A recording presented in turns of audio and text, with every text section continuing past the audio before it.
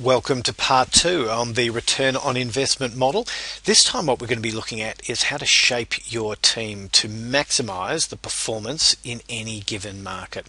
So just a reminder of the key structure of the return on investment model. We had four zones.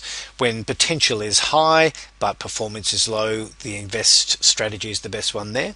When you have people whose performance is high and their potential is high, the challenge strategy is what we use. When you have high performance but low potential, that's maintain, and when you don't have either performance nor potential, that's where the change strategy will work for you. So what would the ideal shape of a team be? So we've asked these questions of dozens of people over the years, and this is the balance that we get from groups around the world when we've asked the question, what percentage would you have in each of these zones if you had a team of people? So it might not surprise you that lots of people would like to have about 50% of their team in maintain. So think about it. High performers, but who are really happy in their role and doing pretty well. About half your team? Sounds about right. In the next zone, challenge, consensus is that about 20% of your team could be in there. 20%, 2 people in 10 who are really high flyers. In invest, that's also about 20%. Most businesses feel they could handle about 2 new starters in 10 at any point in time.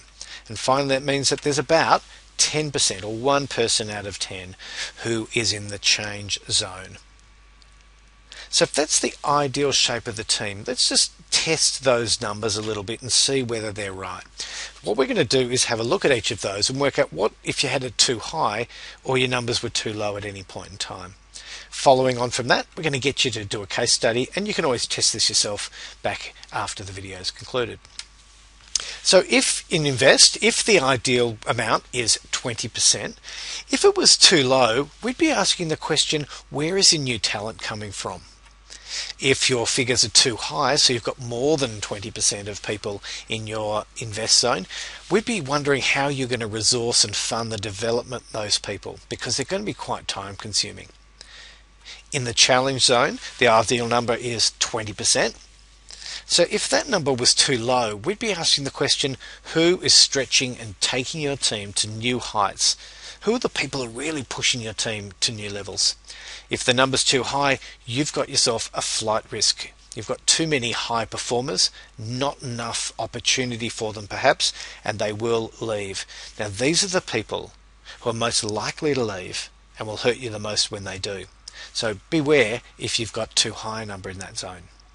In terms of maintain, the ideal number is 50%. If the number's too low, we'd be wondering where the backbone of your team is.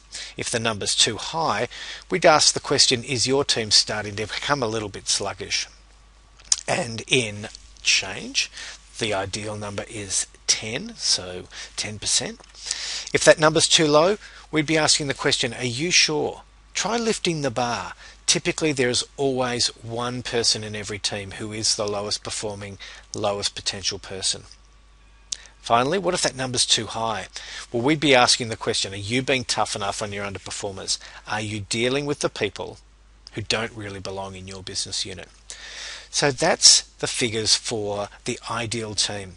So I've got those figures on this slide now in grey at the bottom of the screen. So imagine in this case study, this is the makeup.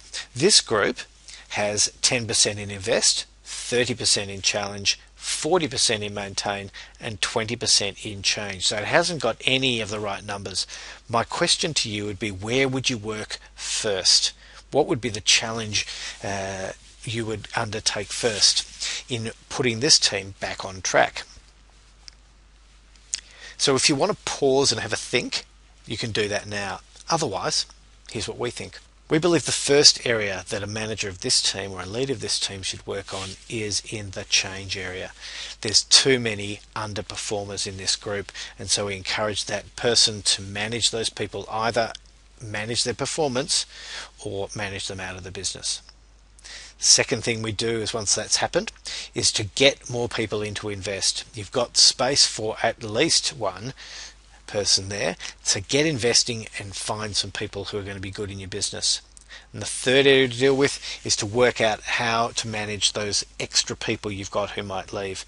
Our view would be to be working with them now on what their next role is so that you've got the best chance of being a part of their future and be a best chance of being able to manage their exit so that you can find new people to take their place. So that's our recommendation on the case study. First area, work on the change, then get some new people. Third, manage the risk you have with those people who might leave. So that's our case study.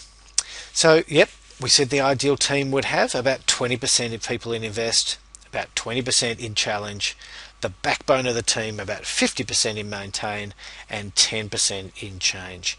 In the next module, we're going to give you a whole lot of ideas about how you can coach those strategies, thinking about time horizons, coaching strategies, the style of leadership that you'll give, and the way you'll make decisions.